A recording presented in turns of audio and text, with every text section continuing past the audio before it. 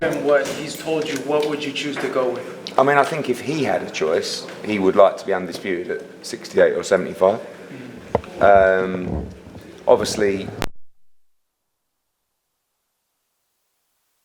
that fight. You know, I have to speak to Eddie Reynoso and Sal and see. Obviously, they would have watched that performance, and that defeat will eat him up. You know, he'll want to revenge that defeat. So I think see what Eddie and Sal will say, but I would like to make the Canelo rematch because I just don't think that Beterbiev will be available until August, September. Because if he's going to fight Yard in January or February, then he's got Ramadan, I think, till is it April or May. It's probably not going to be ready till August, September. So I don't think Dmitry Bivol will wait that long. Risky if you put him back in there, Bivol against Canelo, because a lot of people feel that the same result would happen. Yeah. That's a huge hit to the marketability. Yeah, I think I don't think Canelo is really concerned with his marketability in terms of losing fights. I mean, I just think he wants the biggest challenges, and I just knowing him, like voluntary defences just don't really appeal to him unless he wants to particularly fight someone, or you know, he right now he has a chance to avenge a defeat, and I think that would be his priority. You know, looking at the future, Caleb Plant and David Benavidez. Good fight, yeah. I just want to get your reaction. It's a great fight. I mean, I don't think there's a date yet or anything, but that's the kind of fight that's going to put David Benavidez in a great position to fight Canelo Alvarez, because it's a fight that's going to give him profile. I don't know who wins that fight, actually. I think Benavidez, but it's a really good fight, and I'm glad to see it get made. No, I was going to allude to that. If he were to win, do you think on your end it would make sense business-wise to finally... Yeah, I mean, business-wise, yeah, obviously subject to the deal and what everybody wants, but Canelo Alvarez is the boss. You know, he's the big boss. He's going to call all the shots always, like with me, with the fight. But I know what he's like, and if Benavidez puts in a great performance against Plant and everyone starts calling for that fight, Sal would have no problem fighting Benavidez, but it's got to excite him. And at the moment, he's never fought anyone, Benavidez. I just don't think it excites him, but maybe it will after a Plant fight, because that's a great fight. Eddie, we just spoke to Anthony Joshua, and he said that there was a point after the Fury negotiations he felt like taking a year out. He said he's still not decided, but that's the first time we, the media, have heard that firsthand. What do you make of that, and is that something that you were aware of? Yeah, no, he was just pissed off. You know, he got his bluff called, really, we feel, and he accepted it. And he just sort of lost faith a little bit with boxing because he really wanted to fight Tyson Fury. So, you know, I think that's the main reason that he didn't fight this year, because it sort of messed up his mojo and made him think, fuck it, like, what are these people doing? Like, they say they want to fight me. Now I've got a deadline. Chisora gets another month to do the deal, and I had to sign it then, and etc. So that's why you're going to see him fight maybe the end of February, but probably March. And you know, we were going for opponents tonight, and I think he's now going to have the rest of the year off, probably, and start camp at the beginning of January. Obviously, he does so many media, and he's not going to give us the first grasp on everything. But Wilder was the fight that excited him. You say that you think that can happen, but time and time again, we have these talks, and then we think they're going to get made, and they don't. Do we think it's really a reality for next year? Definitely. I mean, he was one of the names that I mentioned him tonight.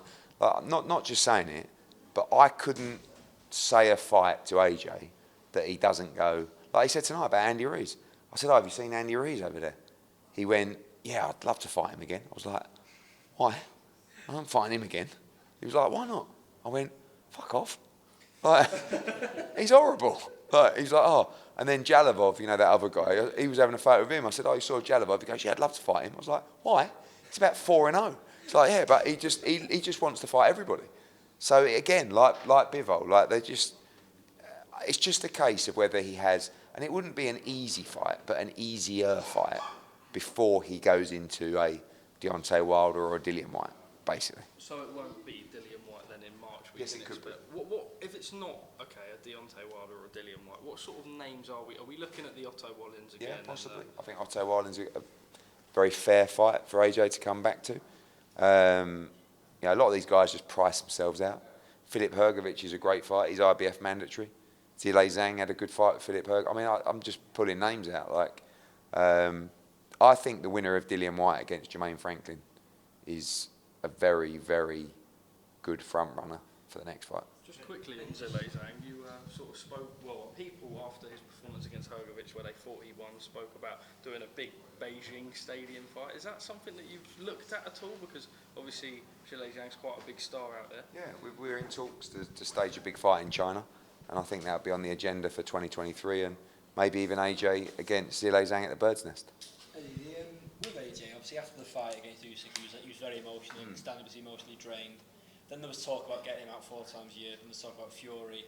Then we've just, as Charlie said there, you want to take a year out. Definitely not take a year It's sort of like, but can you see from the outside, it looks a little bit erratic. It's like, is the main No, focus because just getting only him for people that know nothing about boxing. Because if you know anything about boxing, you know that when you finish a fight, one, emotions are very high. You have a plan. Virtually every fighter after their fight will go straight back in the gym. Right, everyone. Like you'll see on, I bet Bivol tomorrow goes for a run, or goes like as a little go on the treadmill, and this all happens. I want to get back in here. I want to get back. And then sometimes, like the Fury thing happened, and then it just deflates you. And then next thing you know, it's November, then it's December, and then you go, Christmas is coming up, so I'll probably have Christmas with a family, and then I'll go back to camp. So the only people really that are putting pressure on seeing his return is people that don't really have, not a relevance in his career, but actually an interest in his career. So they're saying, well, why isn't he coming back in? Well, he was going to fight Fury, but just decided to come back in February or March. Oh, why? You know, because he wanted to. And he just felt that actually he should take some time out.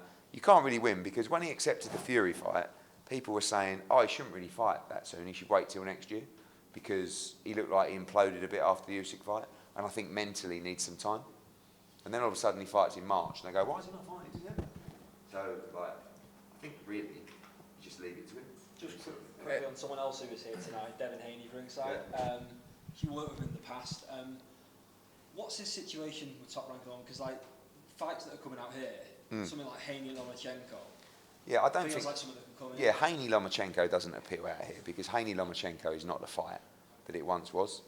I mean, after Lomachenko's performance, and he's still a great fighter, I just think Devin Haney's a massive favourite in that fight. Now, Devin Haney against Ryan Garcia is a fight that could come out here. Ryan Garcia against Gervonta Davis is a fight that could come out here. What is Devin's contract situation? I don't know. I mean, look, I think I'll say it's inevitable he'll come back to us, but like we're pretty close. Like, and I think he's got one fight where he's got to negotiate a deal to fight Lomachenko, but we'd love to bring him back to Matchroom when there was an opportunity to do so. We don't want to interfere with any contracts, but you know, he's a friend of mine and a tremendous fighter, and getting better and better. So we'll see what's next for him. Eddie, just get a few questions in this side.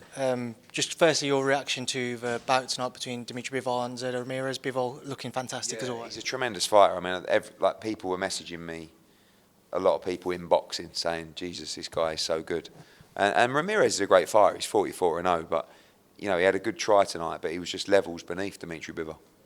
How much better do you feel Dmitry Bivol can get, especially on the back of what we saw tonight? And is he even number one at 175 now? I believe he's the number one at 175. I think it's just about confidence. It's about, you know, just improving with performance. He's beaten Canelo Alvarez. He's beaten Zerdo Ramirez. And I think it'll be Beterbiev or Canelo Alvarez next. Just talk to me about that, because the rematch clause has been spoken about in the past. Is that like a strict rematch clause, or is Beterbiev a possibility? Beterbiev is a possibility, but we do have an agreement in place to look at the Canelo Alvarez fight, providing the terms are acceptable to Dmitry Bivol. But look, I think if he had an option, he'd want to be undisputed, but maybe we do that at 68 against Canelo Alvarez. Chantal Cameron becoming undisputed tonight again. Your thoughts on that? Yeah, I thought Jessica McCaskill was very hard to look good against. She's a rough house, she's awkward at times. I thought it was a very good disciplined performance, and delighted to have another undisputed world champion. Could you have ever sort of seen the rise of Dmitry Bivol in the way it has? He's not just gone on to be a good fighter, but he's pound for pound one of the best fighters in the world. And tonight was a stunning performance, a whitewash against a very good fighter with Major Gordon. Yeah, I think they've always told me how good he was, and people in boxing knew, but you have to get the opportunity to show it. And I was so concerned over the years that we couldn't. Like, there were times where I was thinking, you might be better off going elsewhere, because I don't want you to waste your career not getting the chances. And I'm just pleased that he stayed with us, and we got him the chances. And again, we have to thank Canelo Alvarez, because he was he picked him. I didn't push, we weren't going out canvassing for a fight for Canelo. Canelo said, I want to fight Dmitry Bivol, and that changed everything for him. Eddie, just a comment on Barrett's performance. I thought it was a brilliant performance, because you know the difference is, right, and this was a little bit like the Zerdo fight. Barrett did everything he could to win that fight. I'm not saying Zerdo didn't, but even when his leg was injured and he couldn't walk, he was still standing there, trading, prepared to get knocked out to lose the fight. He had Rakhimov over. He had him hurt repeatedly in the fight. He was up, I think, by 1 round at the time of the stoppage, but he was under siege. I thought it was a really good performance. And Cordina Rakhimov is a massive fight, and it's a very, very good fight, a very tough fight, and Zelfa will be back, and I think he'll be up at 135.